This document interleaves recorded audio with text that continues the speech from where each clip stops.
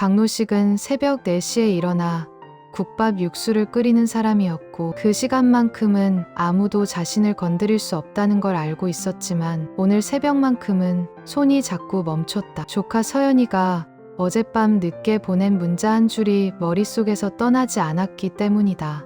삼촌, 저 병원 그만둬야 할 것 같아요. 서연이는 8년 동안 한 번도 그런 말을 한 적이 없는 애였다. 밤샘 근무를 해도 명절 당직을 서도 월급이 밀려도 괜찮아요. 어르신들이 저 좋아하시니까요 라고 웃던 아이가 처음으로 흔들리고 있었다. 노식은 국자를 내려놓고 휴대폰을 다시 들여다봤지만 서연이는 그 뒤로 답장을 하지 않았다.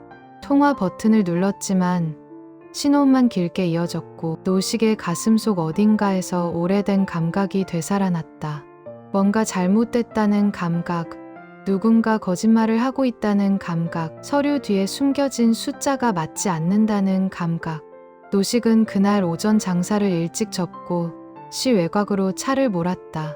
서연이가 일하는 노인요양병원은 낡은 상가 건물 2층과 3층을 통째로 쓰고 있었는데 입구부터 이상했다. 1층 약국, 2층 병원, 3층 병실, 그리고 건물 뒤편으로 보이는 장례식장 간판까지 마치 누군가 처음부터 설계라도 한 것처럼 한 건물 안에 모든 게 다 들어있었다. 노식은 천천히 계단을 올라갔고 복도 끝에서 서연이의 목소리가 들렸다. 원장님, 그건 제가 아니라 행정실에서 처리하기로 했잖아요. 목소리는 떨리고 있었지만 억지로 참는 게 느껴졌다. 노식이 복도 모퉁이를 돌아서자 60대로 보이는 여자 원장이 서연이 앞에 서서 차갑게 내려다보고 있었다. 그건 내가 확인했어야 하는 거야.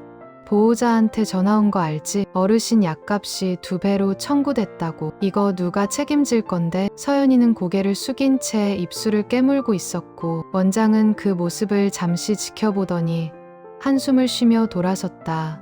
그 순간 노식과 눈이 마주쳤다. 누구세요? 원장의 목소리는 차갑게 식었고 노식은 천천히 서연이 옆으로 다가갔다. 저 애 삼촌입니다. 말씀 좀 하시죠, 원장님. 원장은 표정 하나 변하지 않은 채 사무실 쪽으로 고개를 끄덕였고 서연이는 노식의 팔을 잡으며 작게 속삭였다. 삼촌 괜찮아요. 그냥 가요. 하지만 노식은 조카의 손을 가만히 떼어내고 원장을 따라 사무실 안으로 들어갔다. 사무실 책상 위에는 서류 뭉치들이 가지런히 쌓여 있었고 컴퓨터 화면에는 엑셀 파일이 켜져 있었다. 노식은 30년 넘게 장사를 하면서도 공무원 시절 감사계에서 배운 눈썰미만큼은 잃지 않았다. 화면에 보이는 숫자들이 뭔가 어긋나 있다는 걸 그는 단번에 알아챘다. 원장님, 약값 청구가 2배로 나갔다는 게 정확히 어떤 겁니까? 노식의 목소리는 낮고 차분했지만 원장의 표정이 미세하게 굳었다. 그건 행정 실수입니다. 약국이랑 전산 연동하는 과정에서 중복 청구가 된 거예요. 이미 환불 처리 중이고요. 노식은 고개를 끄덕이며 책상 위 서류를 힐끗 봤다. 요양급여 명세서, 식자재 납품 내역서, 보호자 동의서. 모든 게 너무 깔끔했다. 너무 깔끔해서 오히려 이상할 정도로. 노식이 병원을 나올 때 서연이는 복도 구석에서 기다리고 있었다. 삼촌, 왜 그러세요? 괜히 일 크게 만들지 마세요. 서연이의 목소리는 지쳐 있었고 노식은 조카의 어깨를 가만히 감싸 안았다. 서연아, 내가 뭘 잘못한 거 아니잖아. 그치? 서연이는 대답하지 않았지만 눈가가 붉어지는 게 보였다. 노식은 조카를 데리고 근처 카페로 갔고 그제야 서연이는 조금씩 이야기를 풀어놓기 시작했다. 약값 중복 청구는 이번이 처음이 아니었고 식자재비는 매달 영수증 없이 현금으로 처리됐으며 야간 수당은 석 달째 밀려 있었다. 근데 삼촌, 이거 말하면 제가 먼저 잘릴 거예요. 여기 말고 갈 데도 없고 어르신들 두고 나가는 것도 너무 무책임한 것 같고. 서연이는 커피 잔을 두 손으로 꽉 쥐고 있었고 노식은 그 모습을 보면서 오래전 자신의 모습이 떠올랐다. 시청 감사계에서 비리를 발견하고도 위에서 눌러버리면 그냥 묻히는 걸 수없이 봤던 시절. 결국 자신도 그 조직을 떠났지만 그때 파헤치지 못한 것들이 평생 가슴에 한으로 남았다. 그날 밤 노식은 오래된 수첩을 꺼냈다. 거기엔 시청 시절 함께 일했던 동료들의 이름이 빼곡히 적혀 있었고 그중 한 명이 지금 구청 복지과장으로 있다는 걸 알고 있었다. 장도연. 예전엔 직접 어르신 댁을 찾아다니며 복지 신청서를 받아 주던 사람이었지만 지금은 책상에 앉아 도장만 찍는 자리에 있을 거였다. 노식은 휴대폰을 들고 망설이다가 번호를 눌렀다. 신호음이 3번 울리고 목소리가 들렸다. 여보세요? 도연이냐? 나 박노식이야. 오래됐지? 전화 너머로 잠시 침묵이 흘렀고 장도연은 조심스럽게 대답했다. 형님 갑자기 왜요? 노식은 천천히 말을 이어갔다. 너희 구청에서 관리하는 노인요양병원 있잖아. 시 외곽에 있는 거. 거기 감사 기록 좀 볼 수 있어. 다시 침묵이 흘렀고 장도연의 목소리가 한층 더 낮아졌다. 형님, 그거 왜 갑자기 그걸 물어보세요? 노식은 창밖을 바라보며 대답했다. 내 조카가 거기서 일하거든. 뭔가 이상한데 그냥 넘어갈 수가 없어서. 전화 너머로 한숨 소리가 들렸고 장도연은 한참을 망설이다가 말했다. 형님, 그 병원 건드리지 마세요. 복잡합니다. 하지만 노식은 이미 마음을 굳혔다. 전화를 끊고 서연이가 건네준 병원 서류 사본들을 책상 위에 펼쳐 놓았다. 요양급여 명세서, 약제비 청구서, 식자재 거래 내역. 하나하나 들여다보니 숫자가 맞지 않는 곳이 한두 군데가 아니었다. 특히 약국 거래 내역은 같은 약을 2번 청구하거나 실제로 쓰지 않은 약이 포함되어 있었다. 그리고 장례식장 이용 계약서에는 보호자 동의도 없이 미리 계약이 체결된 흔적이 보였다. 노식은 오래된 감각이 되살아나는 걸 느꼈다. 이건 단순한 실수가 아니었다. 누군가 계획적으로 오랫동안 돈을 빼돌리고 있었다. 그리고 그 돈은 결국 어르신들과 서연이 같은 요양보호사들의 몫에서 나온 것이었다. 노식은 다음 날 아침 일찍 다시 구청으로 전화를 걸었고 장도연을 직접 만나자고 했다. 형님, 진짜 이거 건드리면 안 됩니다. 저도 정년까지 얼마 안 남았고 괜히 복잡하게 만들고 싶지 않아요. 장도연의 목소리는 떨리고 있었지만 노식은 단호하게 말했다. 도연아, 너도 알잖아. 이거 그냥 넘어가면 우리 부모님도 저렇게 당할 수 있어. 내 자식들도 저렇게 일할 수 있고. 전화 너머로 긴 한숨이 들렸고 장도연은 결국 만나자고 했다. 노식은 국밥집 문을 닫고 구청 뒤편 작은 찻집으로 향했다. 그곳에서 장도연은 오래된 파일 하나를 건넸다. 이거 5년 전 감사 자료입니다. 근데 결과는 이상 없음으로 나왔어요. 위에서 덮었거든요. 노식은 파일을 펼쳤고 거기엔 지금과 똑같은 문제들이 고스란히 적혀 있었다. 약값 중복 청구, 식자재 횡령, 보호자 동의 없는 장례 계약. 모든 게 5년 전에도 있었고 지금도 반복되고 있었다. 노식은 그 파일을 들고 집으로 돌아왔고 밤새 서류를 정리했다. 5년 전 감사 자료와 서연이가 준 최근 서류를 나란히 놓고 비교하니 구조가 선명하게 보였다. 요양병원, 약국, 장례식장 건물주, 그리고 그 뒤에서 눈 감아주는 구청 라인까지. 이건 단순히 한 병원의 문제가 아니었다. 수십 년 동안 돌아가고 있는 노인을 상대로 한 착취 카르텔이었다. 노식은 오래된 수첩을 다시 꺼내 들었고 이번엔 시의회 의원 한 명의 이름을 찾았다. 예전에 함께 민원을 처리했던 사람이었고 지금은 복지위원회에 있다는 걸 알고 있었다. 노식은 휴대폰을 들고 번호를 눌렀다. 의원님, 저 박노식입니다. 오래됐죠? 한번 뵙고 싶은데 시간 괜찮으세요? 전화 너머로 의아한 목소리가 들렸지만 노식은 차분하게 말을 이어갔다. 노인요양병원 비리 건인데요. 자료 좀 보여드리고 싶습니다. 노식은 시의회 의원실에 자료를 건네고 나서야 자신이 돌이킬 수 없는 강을 건넜다는 걸 느꼈다. 의원은 서류를 천천히 넘기며 표정이 굳어졌고 한참을 묵묵히 읽던 끝에 안경을 벗고 노식을 바라봤다. 박 선배님, 이거 확실합니까? 5년 전 감사 자료까지 있는 건 알겠는데 지금도 똑같이 진행되고 있다는 증거가 더 필요합니다. 노식은 고개를 끄덕이며 대답했다. 그래서 제가 직접 움직이려고 합니다. 조카가 내부에 있으니까 실제 서류하고 녹취를 더 모아볼 생각입니다. 의원은 잠시 망설이다가 조심스럽게 말을 이어갔다. 선배님, 이거 건드리면 가만히 있지 않을 겁니다. 병원 원장 뒤에 건물주가 있고 그 뒤엔 구청 라인이 얽혀 있어요. 혹시 선배님이나 조카분한테 불이익이 갈 수도 있습니다. 노식은 창밖을 바라보며 천천히 대답했다. 그래도 해야죠. 안 하면 우리 다음 세대도 똑같이 당할 테니까요.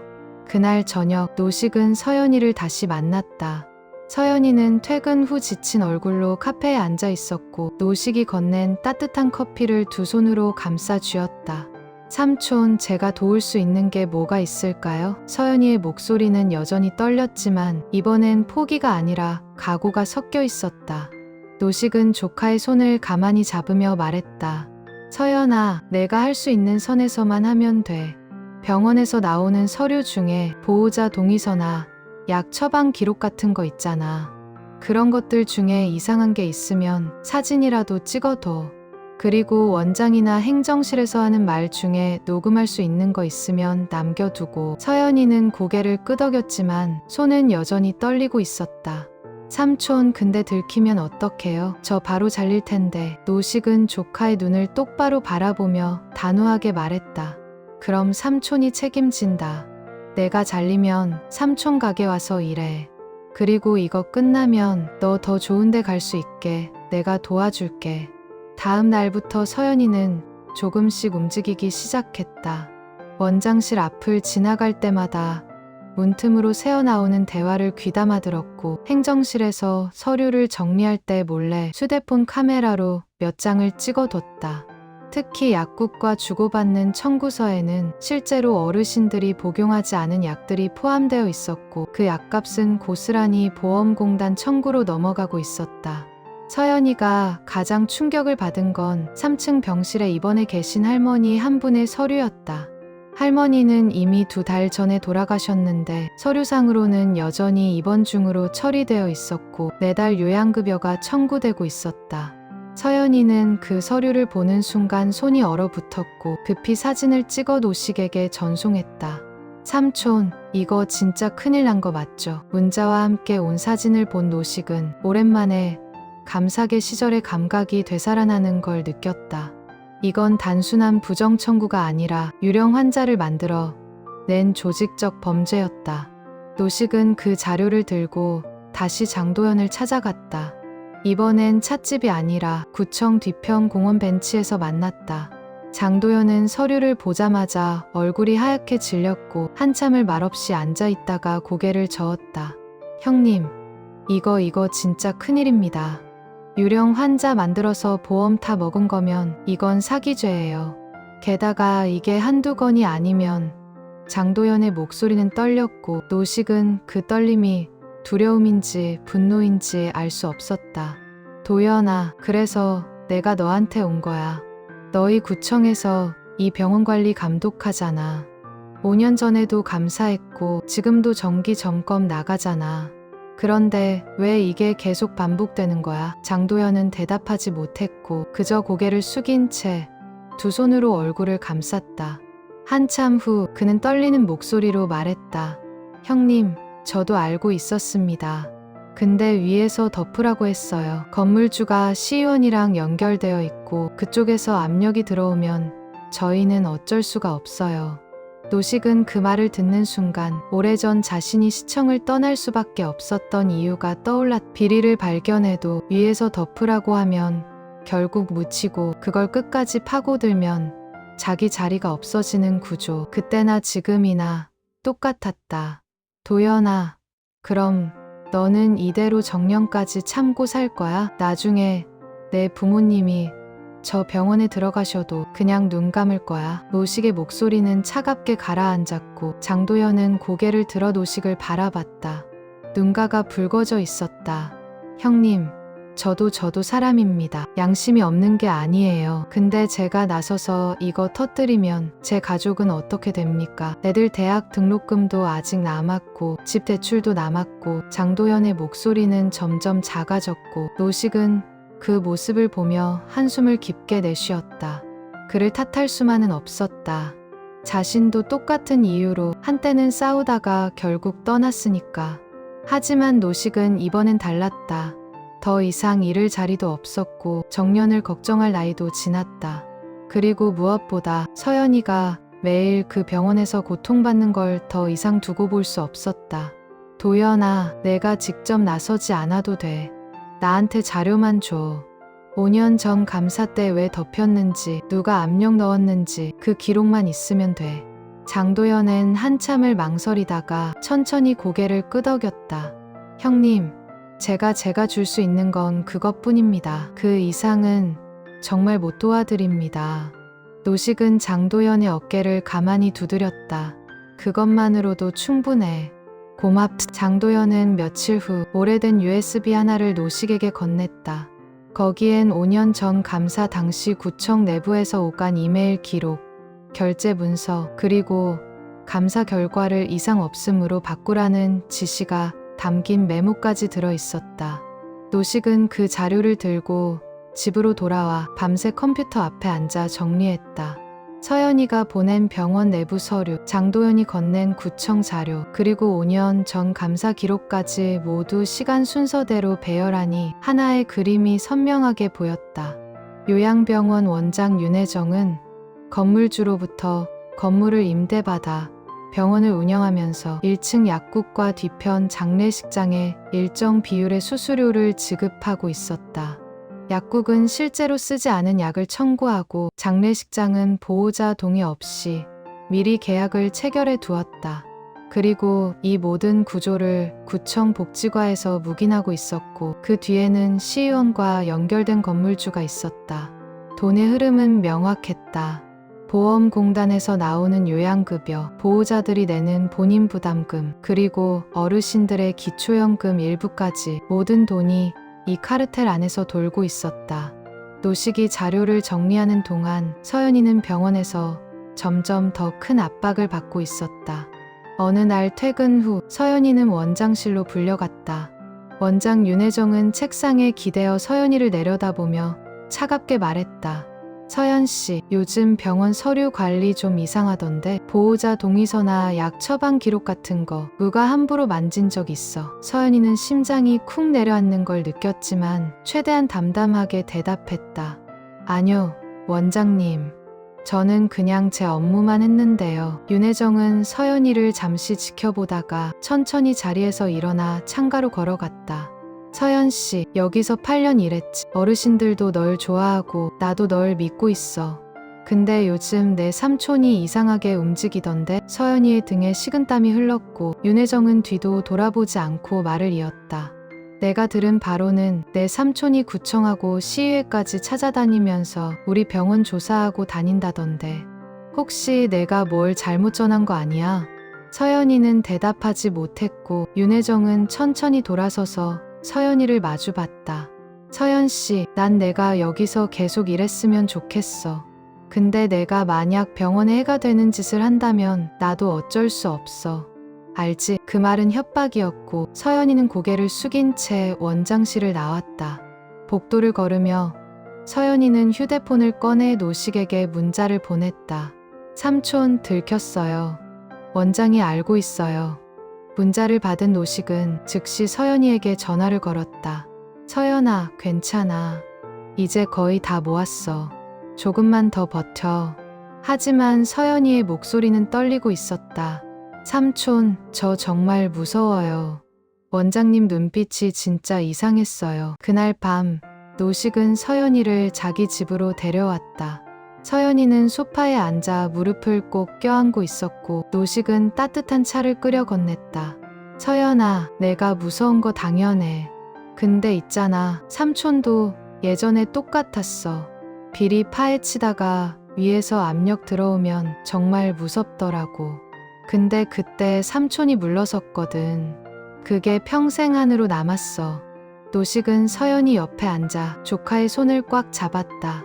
이번엔 안 물러설 거야. 삼촌이 끝까지 책임질게. 내가 잘리면 삼촌 가게 와서 일하고 나중에 더 좋은 데 가면 돼. 근데 이대로 넘어가면 다음 세대도 똑같이 당할 거야. 서연이는 고개를 들어 노식을 바라봤고 눈가에 눈물이 맺혔다.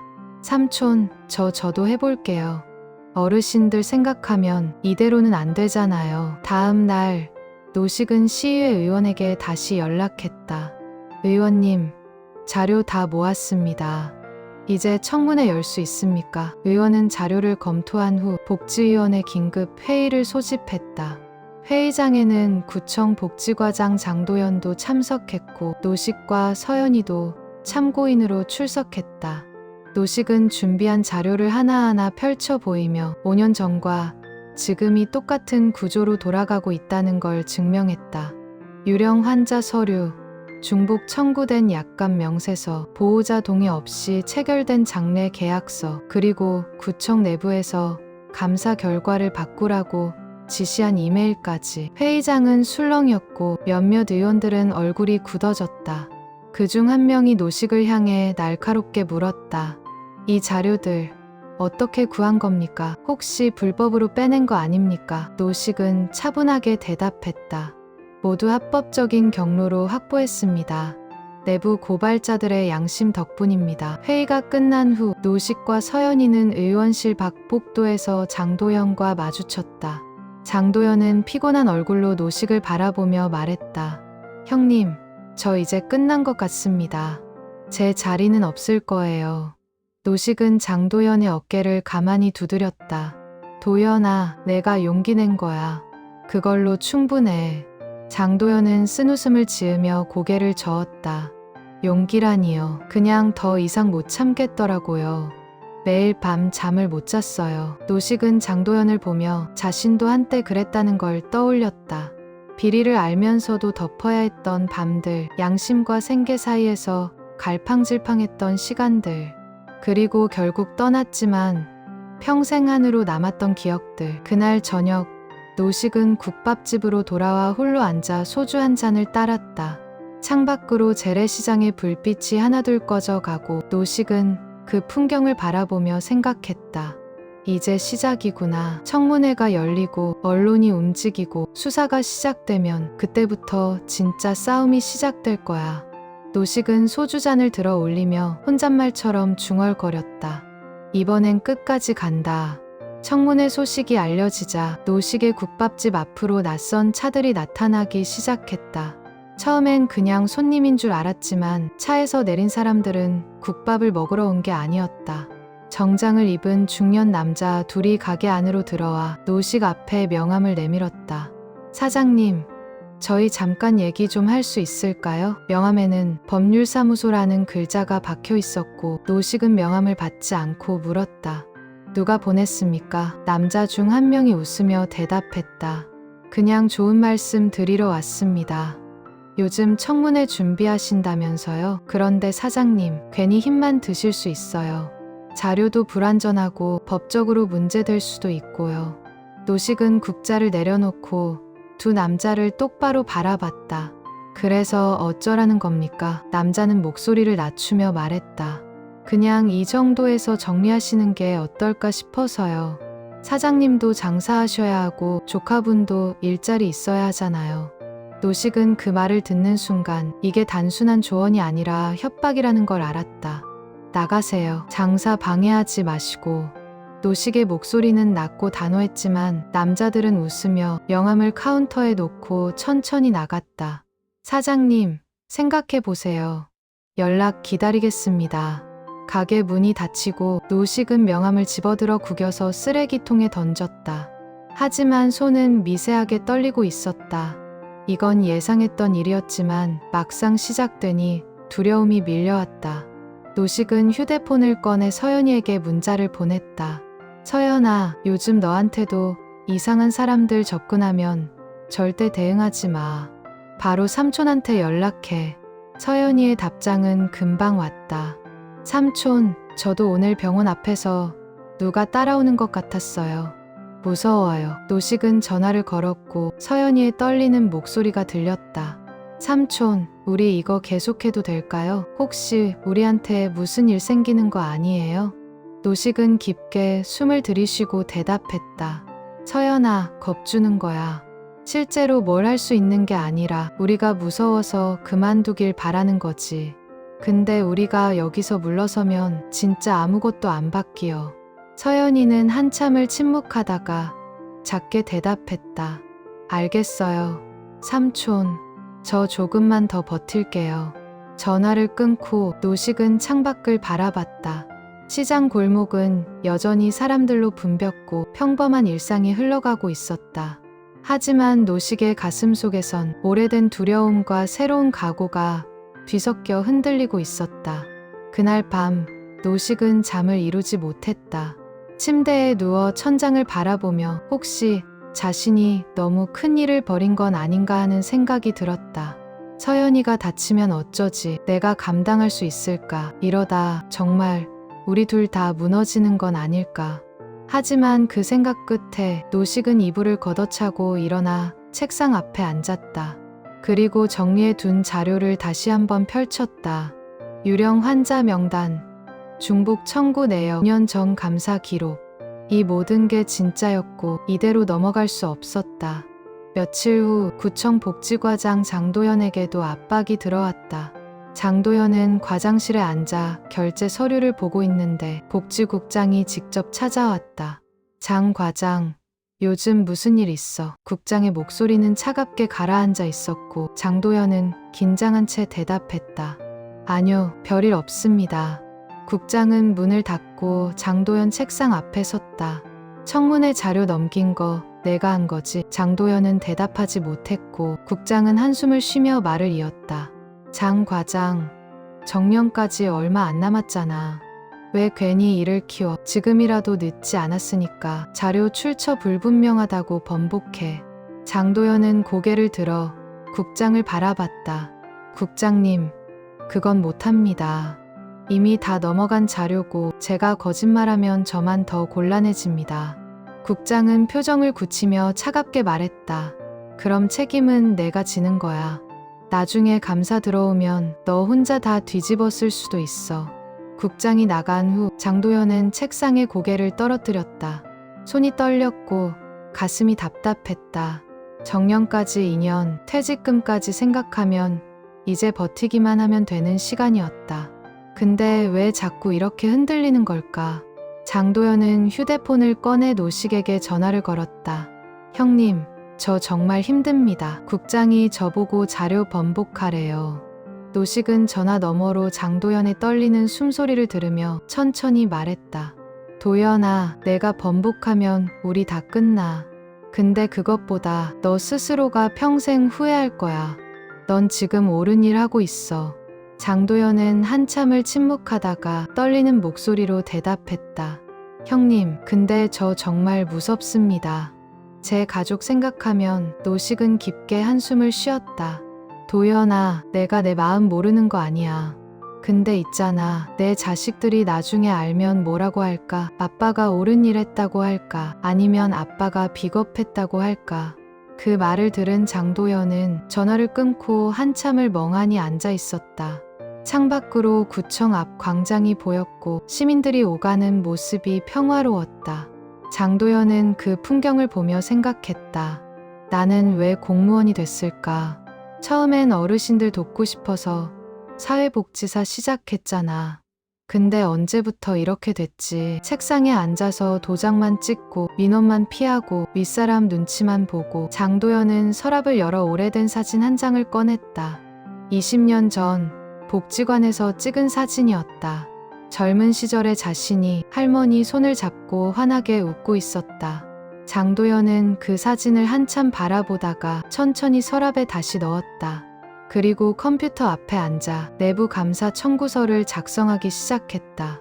요양병원 비리 관련 전수조사 요청에 건 마우스를 쥔 손은 떨렸지만 장도연은 결제 버튼을 눌렀다. 같은 시각 요양병원 원장 윤혜정도 압박을 받고 있었다.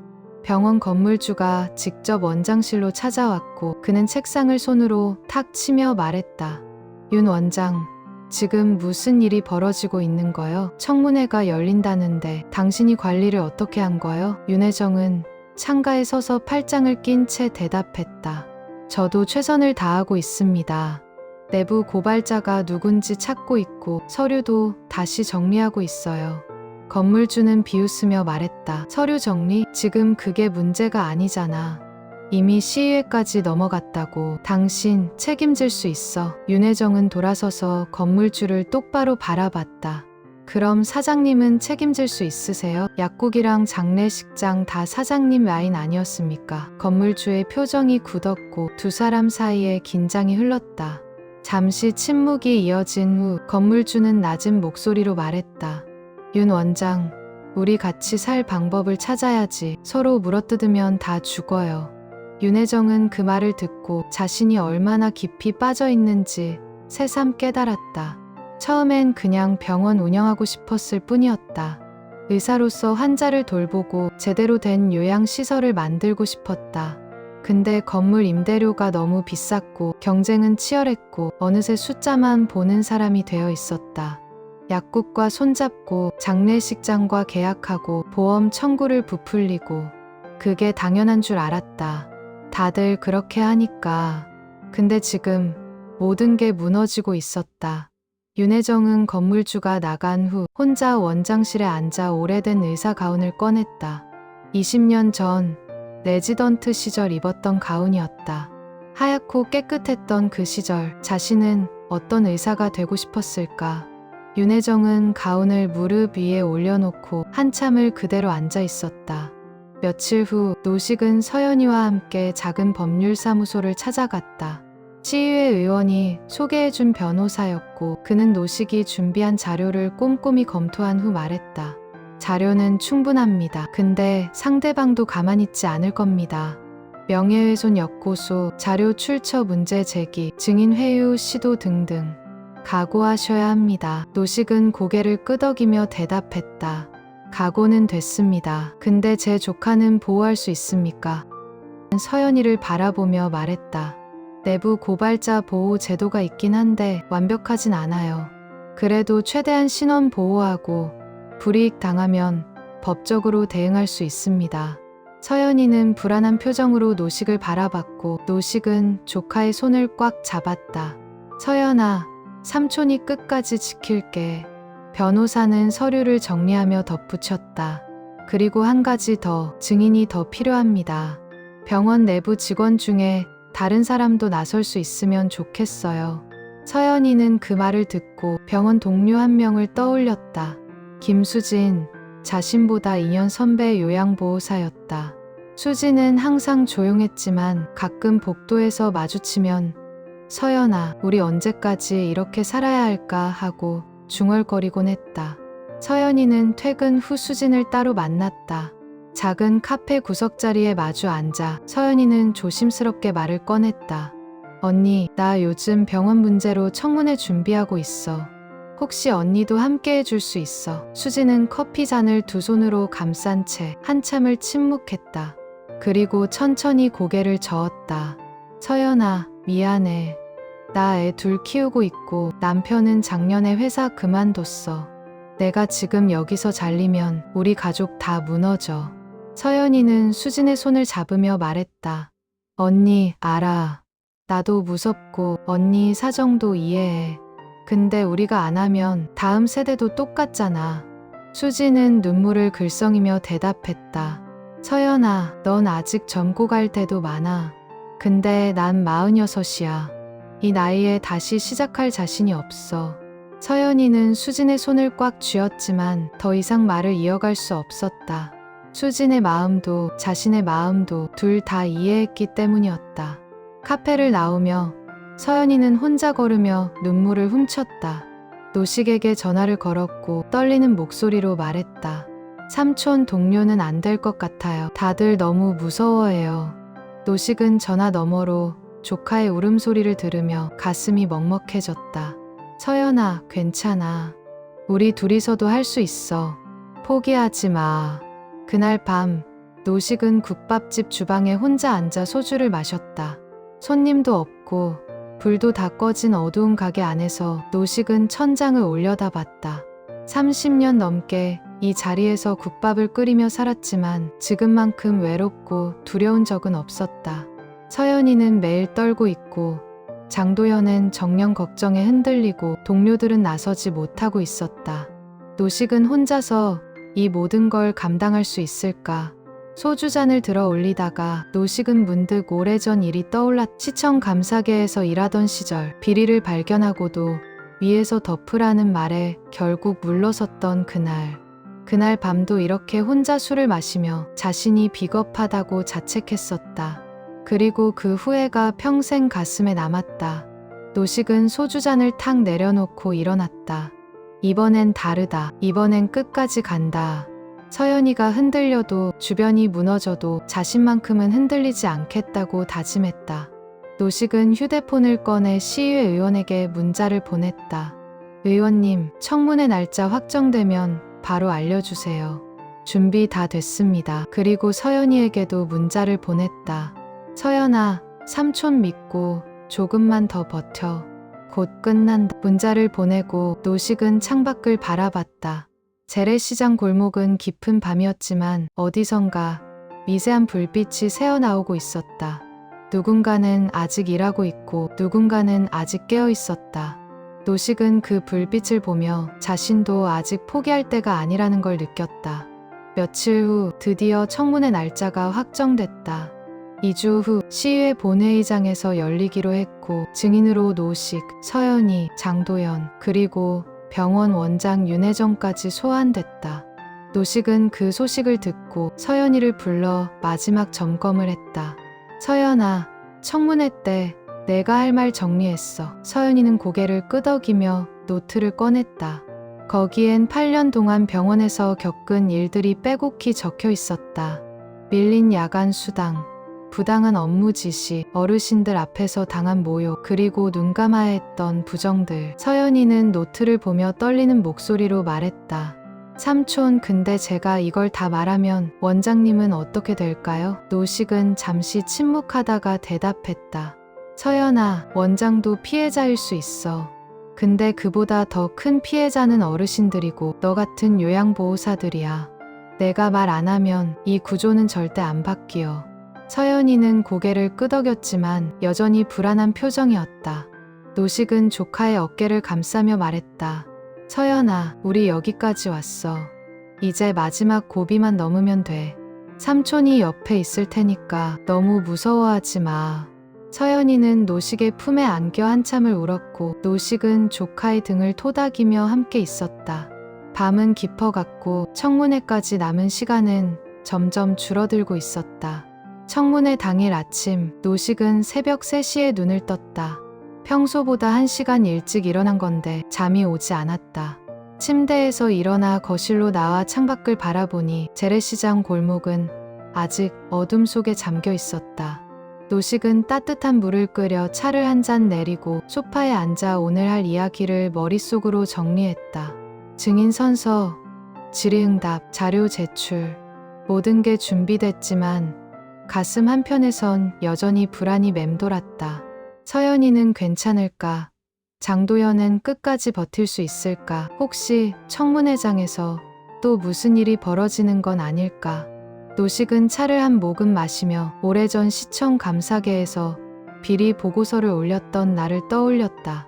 그때도 이렇게 떨렸고 결국 위에서 덮어버렸고 자신은 아무것도 바꾸지 못한 채 조직을 떠났었다. 하지만 이번은 달랐다. 이번엔 혼자가 아니었고 자료도 완벽했고 무엇보다 더 이상 물러설 곳이 없었다. 오전 9시 노식은 정장을 차려입고 거울 앞에 섰다. 20년 만에 입어보는 정장이었고 어깨가 조금 헐렁했지만 그럭저럭 괜찮았다. 노식은 넥타이를 매다가 손이 떨리는 걸 느꼈고 깊게 숨을 들이쉬었다. 진정하자. 오늘이 마지막이다. 집을 나서며 서연이에게 전화를 걸었다. 서연아, 준비됐어. 삼촌이 시의회 앞에서 기다릴게. 서연이의 목소리는 여전히 떨렸지만 전보다 단단해진 게 느껴졌다. 내 삼촌, 저도 지금 출발합니다. 조금 있다 봐요. 노식은 전화를 끊고 차에 올라탔다. 시동을 걸고 시의회로 향하는 동안 라디오에서는 아침 뉴스가 흘러나왔다. 오늘 오전 10시 시의회 복지위원회에서 노인요양병원 비리 의혹에 대한 청문회가 열립니다. 5년 전에도 비슷한 의혹이 제기됐으나 무혐의 처리된 바 있어 이번 청문회 결과에 관심이 쏠리고 있습니다. 노식은 라디오를 끄고 핸들을 꽉 쥐었다. 시의회 앞 주차장에 차를 세우고 내리니 이미 몇몇 기자들이 카메라를 들고 서 있었다. 노식은 고개를 숙이고 건물 안으로 들어갔고 복도 끝에서 서연이가 기다리고 있었다. 서연이는 단정한 검은색 정장을 입고 있었지만 얼굴은 창백했다. 삼촌 떨려요. 서연이의 목소리는 작게 흔들렸고 노식은 조카의 손을 꽉 잡았다. 서연아, 내가 준비한 대로만 하면 돼. 삼촌이 옆에 있을 테니까 혼자라고 생각하지 마. 두 사람이 청문회장 앞 대기실로 들어서자 장도연이 먼저 와 있었다.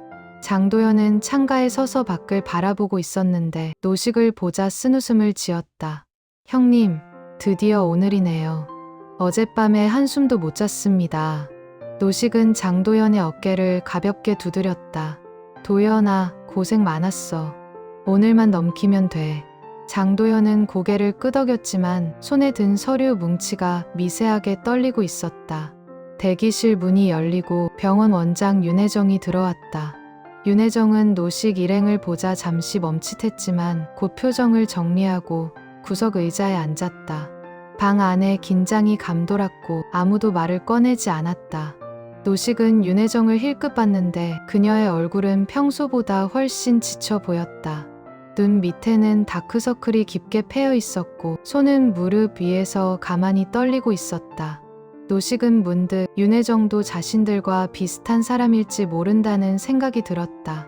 처음엔 좋은 의사가 되고 싶었지만 어느새 돈과 숫자에 갇혀버린 사람, 피해자이면서 동시에 가해자가 되어버린 사람. 노식은 그 생각을 멈추고 창밖을 바라봤다. 지금은 동정할 때가 아니었다. 오늘은 진실을 밝히는 날이었다. 오전 10시 청문회장 문이 열렸다. 방청석에는 시민들과 기자들이 빼곡히 앉아 있었고 의원석에는 복지위원회 소속 의원 9명이 자리를 잡았다. 위원장이 의사봉을 두드리며 청문회 시작을 알렸고 노식 일행은 증인석으로 안내됐다. 노식이 먼저 증인석에 앉았고 선서를 했다. 저는 양심에 따라 숨김없이 사실 그대로 말할 것을 엄숙히 선서합니다. 노식의 목소리는 낮고 단단했지만 가슴은 빠르게 뛰고 있었다. 위원장이 먼저 질문을 던졌다. 증인, 오늘 제출하신 자료의 출처를 밝혀주십시오. 노식은 준비한 서류 뭉치를 펼치며 대답했다. 조카인 요양보호사 강서연 씨로부터 받은 병원 내부 서류, 구청 복지과장 장도연 씨로부터 제공받은 5년 전 감사 기록, 그리고 제가 직접 대조 분석한 요양급여 청구 내역입니다. 모두 합법적인 경로로 확보했습니다. 한 야당 의원이 손을 들고 질문했다. 증인, 그렇다면 구체적으로 어떤 비리가 있었다고 주장하시는 겁니까? 노식은 화면에 자료를 띄우며 설명하기 시작했다. 첫째, 유령 환자 문제입니다. 이미 사망한 환자가 서류상으로는 계속 입원 중으로 처리되어 매달 요양급여가 청구됐습니다. 둘째, 약값 중복 청구입니다. 1층 약국과 결탁해 실제로 사용하지 않은 약을 청구하거나 같은 약을 2번 청구했습니다. 셋째, 보호자 동의 없는 장례 계약입니다. 어르신이 입원하실 때 이미 장례식장 계약이 체결되어 있었고 보호자들은 이 사실조차 모르고 계셨습니다. 노식이 설명을 이어가는 동안 방청석에서 웅성거림이 일었다. 몇몇 기자들은 카메라로 화면을 시민들은 충격받은 표정으로 고개를 흔들었다. 노식은 마지막 자료를 펼치며 말을 이었다. 그리고 이 모든 구조는 5년 전에도 똑같이 있었습니다. 당시 구청 감사에서 문제가 발견됐지만 위에서 덮었습니다. 그 결과가 오늘입니다. 여당 의원 한 명이 날카롭게 반박했다. 증인, 그런데 5년 전 감사 결과는 이상 없음으로 나왔습니다. 증인께서 제출하신 자료만으로는 당시 감사가 잘못됐다고 단정할 수 없지 않습니까? 노식은 그 의원을 똑바로 바라보며 대답했다. 그래서 오늘 구청 복지과장 장도연 씨가 여기 계십니다. 당시 내부에서 어떤 일이 있었는지 직접 들어보시면 됩니다. 위원장이 장도연을 증인석으로 불렀고 장도연은 떨리는 걸음으로 앞으로 나갔다. 선서를 마친 장도연은 한참을 침묵하다가 입을 열었다. 5년 전 감사 당시 저희 팀에서 요양병원 비리 정황을 포착했습니다. 유령 환자, 약값 부정 청구, 식자재 횡령 등이 명확히 드러났습니다. 하지만 감사 결과 보고서를 올리기 직전 복지국장으로부터 이상 없음으로 수정하라는 지시를 받았습니다. 방청석이 술렁였고 의원들 사이에서도 웅성거림이 일었다. 위원장이 의사봉을 두드리며 정숙을 요구했고 장도연은 떨리는 목소리로 계속 말했다. 저는 당시 거부하지 못했습니다. 정년도 얼마 안 남았고 가족 걱정도 되고 그냥 시키는 대로 했습니다.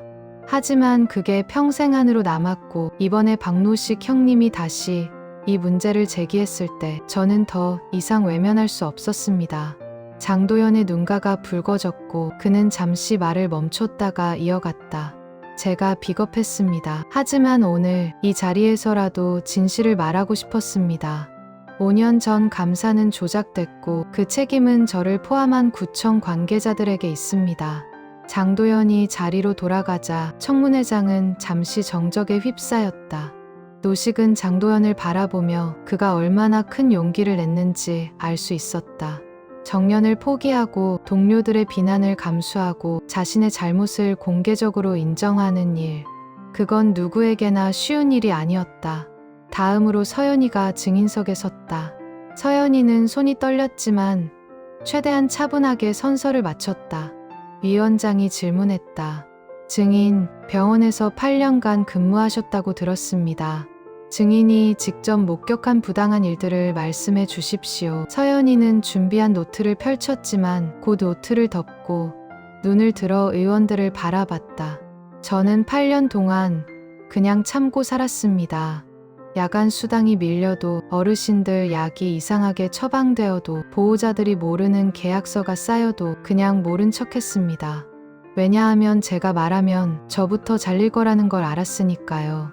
서연이의 목소리는 떨렸지만 점점 단단해졌다. 근데 어느 날 제가 돌보던 할머니 한 분이 돌아가셨어요. 그런데 서류에는 여전히 입원 중으로 되어 있었고 매달 요양급여가 청구되고 있었습니다. 그걸 보는 순간 저는 더 이상 참을 수 없었습니다. 서연이는 잠시 숨을 고르고 말을 이었다. 어르신들은 가족이 없거나 있어도 자주 못 오시는 분들이 대부분이에요. 그분들은 우리를 믿고 의지하는데 저희는 그분들을 숫자로만 봤습니다. 몇 명 입원했고 약값이 얼마고 보험이 얼마 나오고 저도 그 일부였습니다. 그게 너무 부끄러웠고 이제라도 바로잡고 싶었습니다. 방청석에서 몇몇 시민들이 눈물을 훔쳤고 의원들도 숙연한 표정으로 서연이를 바라봤다. 서연이는 마지막으로 말했다. 저는 오늘 이 자리가 무섭습니다. 제가 이 말을 하면 다시는 요양보호사로 일하지 못할 수도 있어요. 근데 그것보다 더 무서운 건 제가 아무 말도 안 하고 그냥 살아가는 거였습니다. 그래서 오늘 여기 섰습니다. 서연이가 자리로 돌아가자 방청석에서 박수가 터져 나왔다. 위원장이 제지했지만 박수는 쉽게 멈추지 않았다. 마지막으로 윤혜정이 증인석에 섰다. 윤혜정은 선서를 마친 후 한참을 침묵했다. 위원장이 촉구했다. 증인께서 병원 원장으로 재직하시면서 알고 계신 사실을 말씀해 주십시오. 윤혜정은 고개를 들어 방청석을 바라봤고 그곳에 앉아있는 시민들, 기자들, 그리고 노식과 서연이를 차례로 봤다. 그리고 천천히 입을 열었다. 제가 잘못했습니다. 윤혜정의 목소리는 떨렸고 눈가가 붉어졌다. 저는 의사입니다.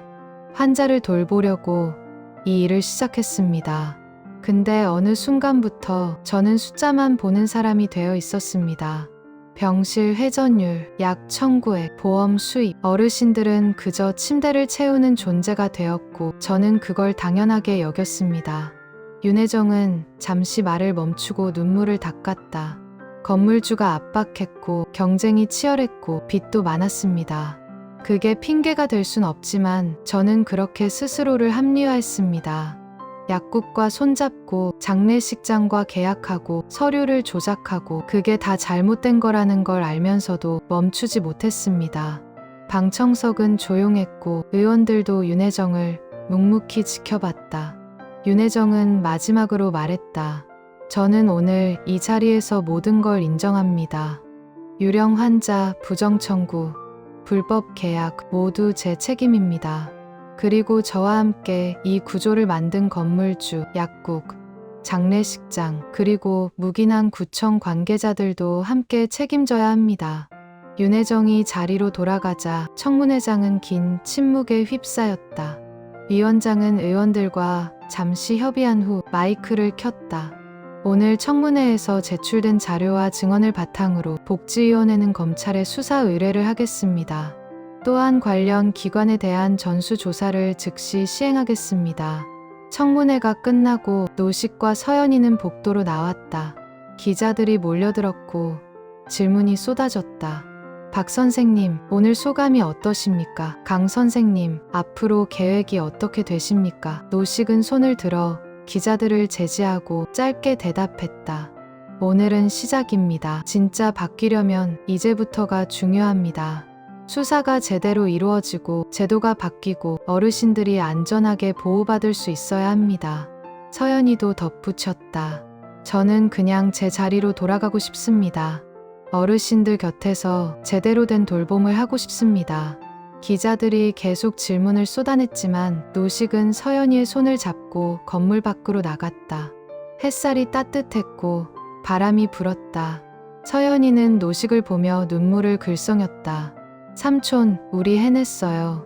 노식은 조카의 어깨를 감싸며 웃었다. 해냈어. 고생 많았다. 그날 저녁 뉴스 시간대 모든 방송에서 청문회 내용이 보도됐다. 노인요양병원 비리 실체 드러나 검찰 수사 착수, 5년 전에도 묵인됐던 구조적 비리, 이번엔 바뀔까?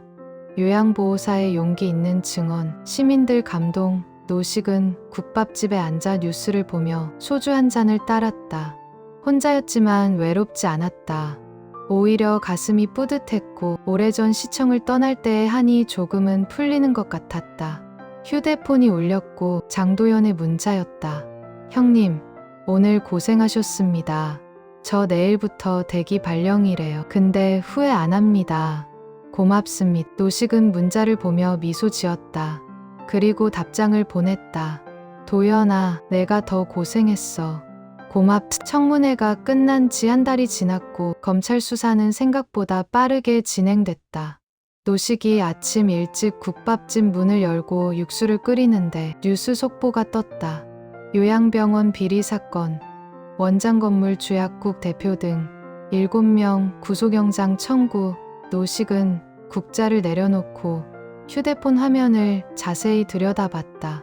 윤혜정 원장은 사기 및 보험 사기 혐의로, 건물주는 특정경제범죄가 중처벌법 위반으로, 약국 대표와 장례식장 관계자는 공무 혐의로 구속영장이 청구됐다.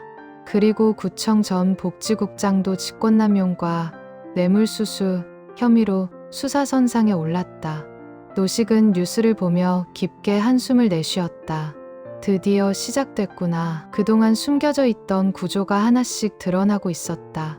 하지만 노식은 이게 끝이 아니라는 걸 알고 있었다. 진짜 중요한 건 이 사건 이후에 무엇이 바뀌느냐였다. 같은 시각 서연이는 병원에 출근하지 못하고 집에 있었다. 청문회 직후 병원 측에서 서연이에게 당분간 쉬라는 통보를 했고 실질적으로는 해고나 다름없는 상황이었다. 서연이는 창가에 앉아 밖을 바라보며 앞으로 어떻게 살아야 할지 막막했다. 8년 동안 익숙했던 일상이 사라졌고 요양보호사 자격증은 있지만 어디서도 자신을 받아줄 것 같지 않았다. 휴대폰이 울렸고 노식의 전화였다. 서연아, 오늘 삼촌 가게로 올래? 손님 많아서 좀 도와줬으면 좋겠는데. 서연이는 잠시 망설이다가 대답했다. 네 삼촌, 지금 갈게요. 서연이는 옷을 갈아입고 재래시장으로 향했다. 시장 골목을 걸으며 서연이는 문득 이곳이 낯설지 않다는 걸 느꼈다. 어릴 적부터 삼촌 가게에 자주 놀러왔고 국밥 냄새는 늘 집 같은 편안함을 줬다. 가게 문을 열고 들어서자 노식이 웃으며 맞이했다. 어서 와, 앞치마 입고 홀 좀 봐줘. 오늘 손님 많네. 서연이는 앞치마를 두르고 홀로 나갔다. 손님들에게 국밥을 나르고 반찬을 챙겨주고 계산을 받았다. 처음엔 어색했지만 시간이 지나자 자연스러워졌다. 점심시간이 지나고 손님이 줄어들자 노식과 서연이는 구석 테이블에 앉아 함께 국밥을 먹었다. 서연아, 여기서 일하는 거 어때? 당분간이라도. 노식의 제안에 서연이는 고개를 끄덕였다. 삼촌, 감사해요. 근데 저 요양보호사 일을 다시 하고 싶어요. 제대로 된 곳에서요. 노식은 조카를 바라보며 미소 지었다. 그래, 그럴 줄 알았어. 삼촌이 알아볼게. 요즘 공공요양센터 새로 생긴다는 얘기 들었거든. 서연이는 눈을 빛내며 물었다. 정말 공공센터요? 노식은 고개를 끄덕였다. 응, 시에서 이번 사건 계기로 공공요양 시스템 확대한다고 하더라. 민간 병원들 관리 감독도 강화하고. 며칠 후 노식은 시의회 의원을 다시 만났다. 의원은 노식을 보자 반갑게 악수를 청했다. 박 선배님, 덕분에 큰일 해냈습니다. 검찰 수사도 잘 진행되고 있고 시에서도 제도 개선 작업 들어갔어요. 노식은 의원과 마주 앉아 물었다. 의원님, 그래서 실제로 뭐가 바뀝니까? 처벌만 하고 끝나면 안 되잖아요. 의원은 서류를 꺼내 보여주며 설명했다. 우선 시에서 공공요양센터 3곳을 추가로 설립합니다. 민간 병원에 대한 정기 감사도 분기별로 강화하고 요양보호사 처우 개선 조례도 통과시킬 예정입니다. 그리고 가장 중요한 건 이번 사건 병원을 시에서 인수해서 공공센터로 전환한다는 겁니다. 노식은 그 말을 듣고 눈을 크게 떴다. 그 병원을 정말입니까? 의원은 고개를 끄덕였다. 네, 어르신들이 계속 입원해 계시니까 급하게 폐쇄할 수도 없고 차라리 공공이 인수해서 제대로 운영하는 게 낫다는 결론이 나왔습니다. 노식은 그 소식을 듣고 즉시 서연이에게 전화를 걸었다. 서연아, 큰일 났어. 내 병원이 공공센터로 바뀐대. 서연이는 전화 너머로 놀란 목소리를 냈다. 정말? 그럼 어르신들은요? 노식이 웃으며 대답했다. 어르신들은 그대로 계시고 직원들도 재고용한다고 해. 근데 조건이 있어. 제대로 된 인권 교육 받고 투명한 운영 시스템 아래에서 일해야 한대. 서연이는 한참을 침묵하다가 작게 중얼거렸다. 삼촌, 그럼 저도 다시 갈 수 있을까요? 노식은 단호하게 대답했다. 당연하지. 내가 없으면 안 돼. 내가 이 모든 걸 시작한 사람이잖아. 서연이는 전화를 끊고 한참을 창밖을 바라봤다. 눈물이 흘렀지만 이번엔 슬픔이 아니라 안도의 눈물이었다. 어르신들을 다시 만날 수 있다는 생각에 가슴이 벅차올랐다. 한 달 후 요양병원은 시립어르신 돌봄센터로 이름을 바꾸고 재개관했다. 개관식 날 노식과 서연이는 함께 센터를 방문했다. 1층 약국은 공공약국으로 바뀌었고 장례식장과의 불법 계약은 모두 폐기됐다. 3층 병실은 새로 단장됐고 복도에는 어르신들의 웃음소리가 들렸다. 서연이는 복도를 걸으며 자신이 돌봤던 어르신들을 하나하나 찾아뵀다. 할머니, 저예요. 서연이요. 한 할머니가 서연이를 보자 환하게 웃으며 손을 내밀었다. 아이고, 우리 서연이. 어디 갔었어? 보고 싶었잖아. 서연이는 할머니의 손을 꽉 잡고 눈물을 참으며 대답했다. 할머니, 이제 안 가요. 계속 여기 있을게요. 할머니는 서연이의 손을 토닥이며 말했다. 우리 딸 고생 많았어. 개관식이 끝나고 센터장이 직원들을 모아 첫 회의를 열었다. 센터장은 중년의 여성이었고 오랫동안 공공복지 현장에서 일해온 사람이었다. 여러분, 이곳은 이제 어르신들의 집입니다. 우리는 어르신들을 손님이 아니라 가족처럼 모셔야 합니다. 숫자가 아니라 사람을 봐야 하고 이윤이 아니라 돌봄을 우선해야 합니다. 센터장의 말에 직원들은 고개를 끄덕였다. 서연이는 회의실 뒤편에 앉아 그 말을 들으며 가슴이 뜨거워지는 걸 느꼈다. 이게 바로 자신이 꿈꿨던 일터였다. 돈이 아니라 사람을 보는 곳, 어르신들이 존중받는 곳. 회의가 끝나고 센터장이 서연이를 따로 불렀다. 서연 씨, 이번에 인권 담당자 자리 하나 새로 만들었어요. 내부 직원들 인권 교육하고 어르신들 권리 보호하는 역할인데 서연 씨가 맡아주시면 좋겠어요. 서연이는 눈을 크게 뜨며 물었다. 저요? 제가 할 수 있을까요? 센터장은 미소 지으며 대답했다. 서연 씨가 제일 적임자예요. 누구보다 이 문제를 잘 알고 직접 싸워서 바꿔낸 사람이잖아요. 서연이는 잠시 망설이다가 고개를 끄덕였다. 감사합니다. 열심히 하겠습니다. 센터를 나오며 서연이는 노식에게 전화를 걸었다. 삼촌, 저 인권 담당자 됐어요. 노식은 전화 너머로 환하게 웃으며 대답했다. 잘 됐다. 축하해, 서연아. 서연이는 웃으며 말했다. 삼촌, 다 삼촌 덕분이에요. 삼촌이 용기 줘서 여기까지 왔어요. 노식은 잠시 침묵하다가 조용히 대답했다. 아니야, 서연아. 다 내 용기야. 삼촌은 그냥 옆에 있었을 뿐이야. 같은 시각, 구청 복지과장 장도연은 대기 발령 상태였다. 책상도 없고 업무도 없이 그저 출퇴근만 하는 날들이 이어졌다. 동료들은 장도연을 피했고 복도에서 마주쳐도 눈을 돌렸다. 장도연은 그 시선들이 아프기도 했지만 후회하지는 않았다. 매일 밤 잠을 설치던 날들이 끝났고 거울을 볼 때마다 느꼈던 부끄러움도 조금은 옅어졌다. 어느 날 복지국장이 장도연을 불렀다. 장도연은 긴장한 채 국장실로 들어갔고 국장은 서류 한 장을 내밀었다. 장 과장, 시에서 새로 만드는 공공요양감독팀으로 발령났어. 민간 요양시설 정기 점검하고 부정 적발하는 역할이야. 장도연은 서류를 받아들며 놀란 표정을 지었다. 저를요? 왜 저를 보내십니까? 국장은 잠시 침묵하다가 조용히 대답했다. 장 과장, 자네가 옳은 일 한 거 나도 알아. 비록 늦었지만 자네는 용기 냈어. 그게 누구보다 필요한 자리야. 장도연은 국장실을 나오며 복도 창밖을 바라봤다. 구청 앞 광장에는 시민들이 오가고 있었고 햇살이 따뜻하게 내리쬐고 있었다. 장도연은 그 풍경을 보며 20년 전 처음 공무원이 됐을 때의 마음이 떠올랐다. 어르신들을 돕고 싶었고 세상을 조금이라도 나은 곳으로 만들고 싶었다. 어느새 잊고 살았던 그 마음이 이제야 다시 되살아나는 것 같았다. 장도연은 휴대폰을 꺼내 노식에게 전화를 걸었다. 형님, 저 새 자리 받았습니다. 공공요양감독팀이래요. 노식은 웃으며 대답했다. 잘 됐네, 도연아. 이제 제대로 된 일 할 수 있겠어. 장도연은 잠시 침묵하다가 진심을 담아 말했다. 형님, 정말 고맙습니다. 형님 아니었으면 저 평생 후회하며 살았을 겁니다. 노식은 전화 너머로 장도연의 떨리는 목소리를 들으며 가슴이 뭉클해졌다. 도연아, 우리 다 함께한 거야. 고생 많았어. 한편 윤혜정은 구치소에 수감되어 재판을 기다리고 있었다.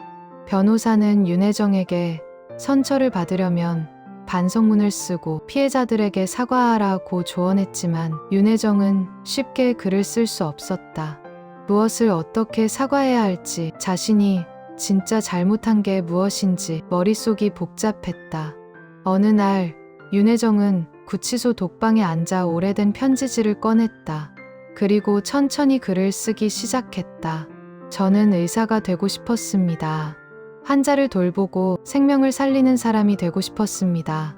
하지만 어느 순간 저는 숫자만 보는 사람이 되어 있었습니다. 어르신들은 침대를 채우는 존재가 되었고 돌봄은 비용이 되었습니다. 제가 잘못했습니다. 윤혜정은 편지를 쓰며 눈물을 흘렸고 한참을 그대로 앉아 있었다. 재판날, 윤혜정은 법정에 섰다. 판사 앞에서 윤혜정은 준비한 말을 꺼냈다. 저는 제 잘못을 인정합니다.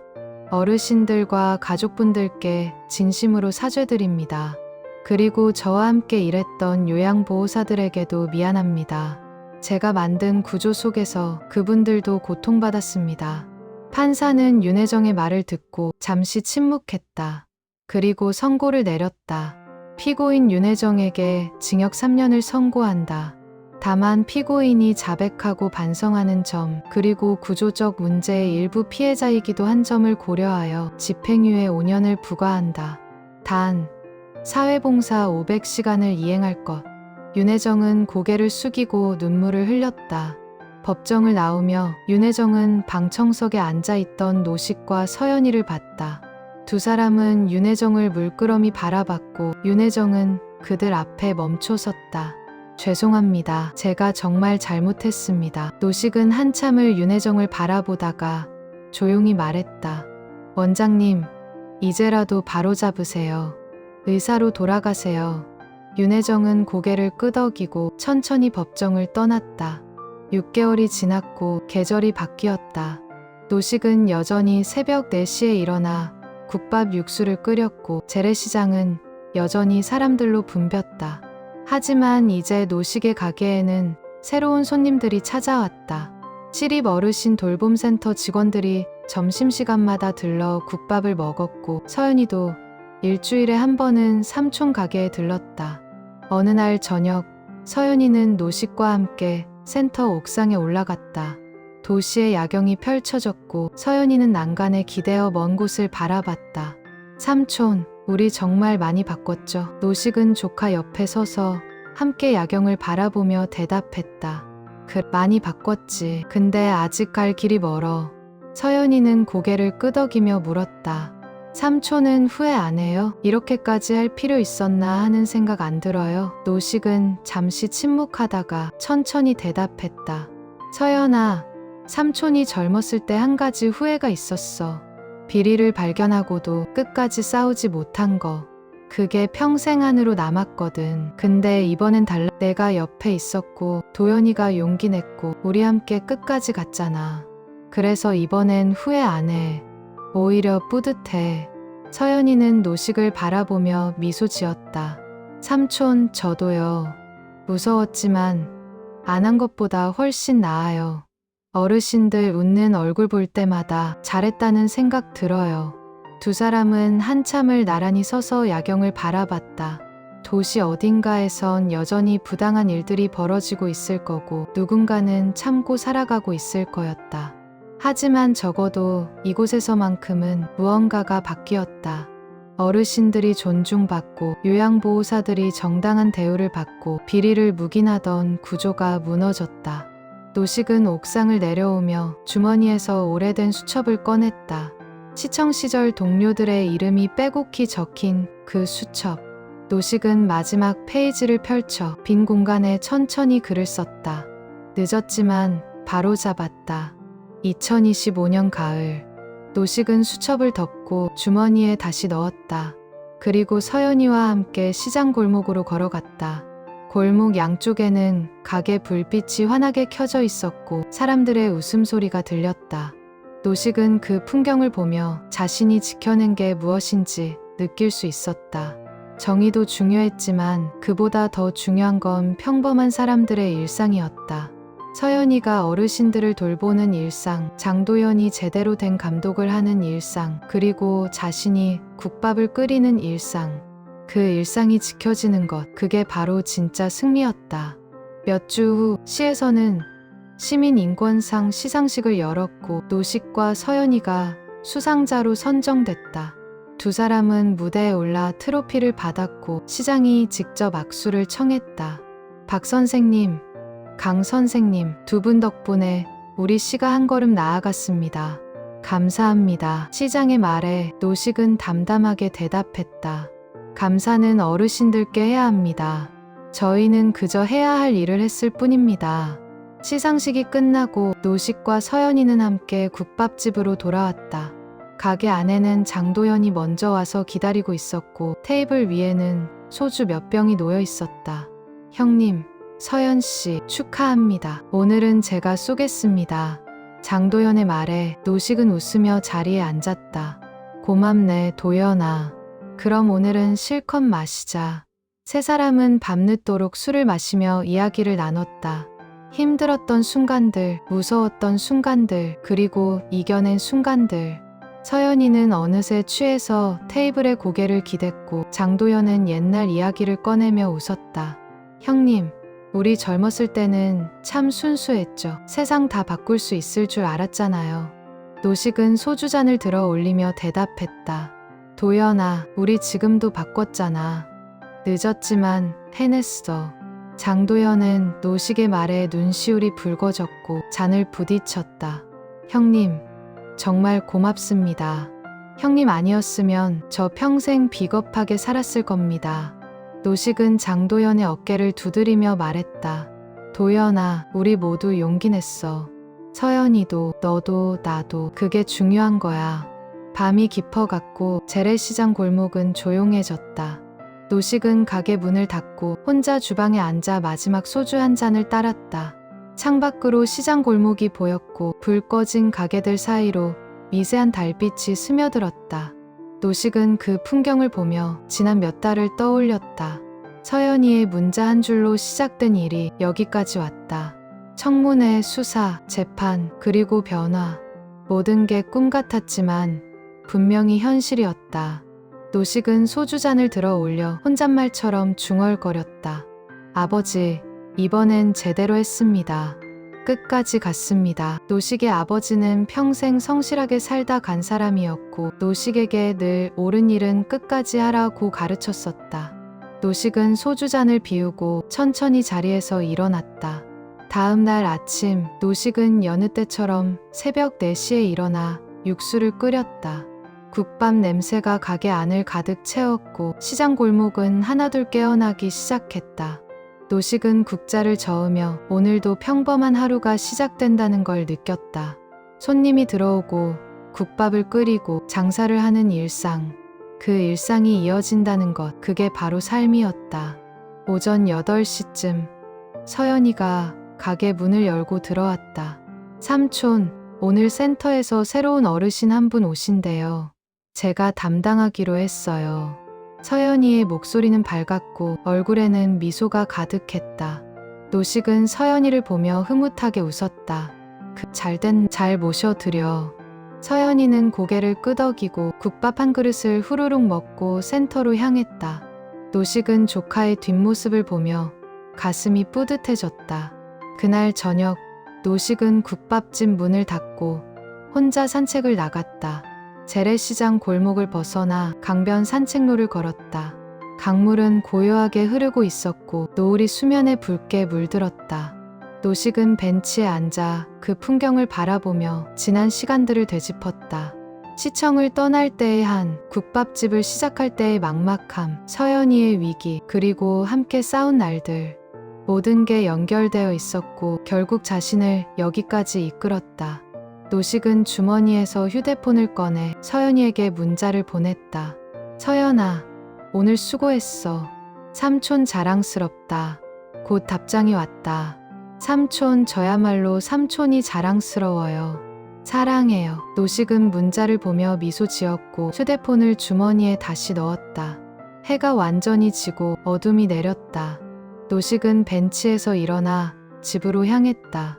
골목을 걸으며 노식은 문득 오래전 아버지가 했던 말이 떠올랐다. 노식아, 세상은 쉽게 안 바뀌어.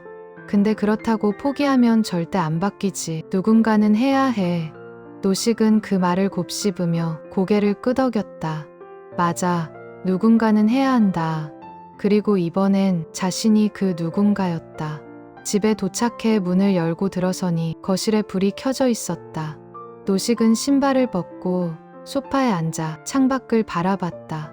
재래시장 골목은 여전히 불빛으로 환했고 어디선가 사람들의 웃음소리가 들렸다. 노식은 그 소리를 들으며 자신이 지켜낸 세상이 여기 있다는 걸 느꼈다. 며칠 후 노식은 시립 어르신 돌봄센터를 다시 방문했다. 시에서 노식을 노인복지 자문위원으로 위촉했고 월 1회 센터를 방문해 운영 상황을 점검하고 조언하는 역할이었다. 노식은 복도를 걸으며 어르신들의 얼굴을 하나하나 살폈다. 모두 편안한 표정이었고 요양보호사들도 웃으며 일하고 있었다. 3층 병실 끝에서 서연이가 한 할머니와 이야기를 나누고 있었다. 할머니, 오늘 기분 어때요? 밥은 맛있게 드셨어요? 할머니는 서연이의 손을 꽉 잡으며 대답했다. 우리 딸 덕분에 잘 먹었어. 고마. 서연이는 할머니의 손을 토닥이며 웃었다. 노식은 그 모습을 보며 가슴이 따뜻해졌다.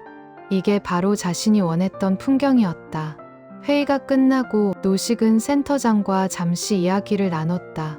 센터장님, 운영은 잘 되고 있습니까? 센터장은 고개를 끄덕이며 대답했다. 네, 박 위원님. 어르신들도 만족하시고 직원들 사기도 높아요. 무엇보다 투명하게 운영되니까 다들 신뢰하고 일할 수 있어요. 노식은 흡족한 표정으로 고개를 끄덕였다. 좋습니다. 계속 이렇게만 가면 됩니다. 혹시 문제 생기면 언제든 연락 주세요. 센터를 나오며 노식은 서연이와 함께 주차장으로 걸었다. 서연아, 요즘 어때? 일은 괜찮아? 서연이는 환하게 웃으며 대답했다. 내 삼촌 정말 좋아요. 어르신들도 행복해 하시고 저도 보람 느껴요. 이게 제가 원했던 일이에요. 노식은 조카의 어깨를 가볍게 두드렸다. 잘됐다. 앞으로도 계속 잘해라. 1년이 지났다. 노식은 여전히 국밥집을 운영했고 서연이는 센터에서 인권 담당자로 일했으며 장도연은 공공요양감독팀에서 민간 시설들을 점검했다. 윤혜정은 집행유예 기간 동안 사회봉사를 이행하며 작은 공공병원에서 자원봉사 의사로 일하기 시작했다. 세상은 천천히 하지만 분명히 바뀌고 있었다. 어느 겨울날 저녁, 노식과 서연이, 장도연은 다시 국밥집에 모였다. 테이블 위에는 김이 모락모락 나는 국밥이 놓였고 세 사람은 숟가락을 들었다. 형님, 서연씨, 우리 1년 됐네요. 1년 전 오늘 청문회 있었잖아요. 장도연의 말에 노식은 고개를 끄덕이며 웃었다. 그러게, 벌써 1년이나 됐네. 빠르. 서연이도 웃으며 말했다. 그때 생각하면 아직도 떨려요. 근데 정말 잘한 것 같아요. 세 사람은 국밥을 먹으며 지난 1년을 돌아봤다. 힘들었지만 후회하지 않았다. 세상이 완벽하게 바뀌진 않았지만 적어도 이곳에서만큼은 분명히 나아졌다. 그리고 그 변화는 세 사람이 함께 만들어낸 것이었다. 노식은 소주잔을 들어 올리며 말했다. 자, 우리 모두 수고했어. 앞으로도 잘하자. 서연이와 장도연도 잔을 들어 올렸고 세 사람의 잔이 부딪혔다. 맑은 소리가 가게 안에 울렸고 창밖으로는 첫눈이 내리기 시작했다. 재래시장 골목에 하얀 눈이 쌓이고 가게 불빛이 눈 위에 부드럽게 반사됐다. 노식은 창밖을 바라보며 이 순간이 영원히 기억될 거라는 걸 알았다. 함께 싸우고 함께 이겨낸 사람들과 따뜻한 국밥을 나누는 이 순간. 그로부터 5년 후 시립 어르신 돌봄센터는 전국 모범 사례로 선정됐고 여러 지자체에서 벤치마킹을 위해 방문했다. 서연이는 센터 부센터장으로 승진했고 요양보호사 처우 개선을 위한 전국 네트워크를 만들어 활동했다. 장도연은 정년을 1년 앞두고 공공요양감독팀장으로 승진해 후배들을 양성했다. 윤혜정은 집행유예가 끝난 후 작은 마을에서 무료 진료소를 열어 어르신들을 돌봤다. 그리고 노식은 여전히 새벽 4시에 일어나 국밥 육수를 끓였다. 70대 중반이 된 노식의 허리는 조금 굽었지만 국자를 쥔 손은 여전히 단단했다. 어느 날 아침 서연이가 어린 딸을 데리고 가게를 찾아왔다. 삼촌, 제 딸이에요. 이름은 노을이래요. 삼촌 이름 한 글자 넣었어요. 노식은 아이를 안아 올리며 환하게 웃었다. 아이고, 우리 노을이. 예쁘. 할아버지가 맛있는 거 많이 해줄게. 노식은 아이를 무릎에 앉히고 창밖을 함께 바라봤다. 재래시장 골목은 여전히 활기찼고 사람들은 오늘도 일상을 살아가고 있었다. 노식은 아이에게 속삭이듯 말했다. 노을아, 세상은 완벽하지 않아. 근데 있잖아, 누군가는 계속 노력해야 해. 그래야 조금씩이라도 나아지거든. 아이는 노식을 올려다보며 방긋 웃었다. 노식은 그 미소를 보며 자신의 이야기가 여기서 끝나는 게 아니라는 걸 느꼈다. 다음 세대가, 그 다음 세대가 계속 이어갈 것이었다.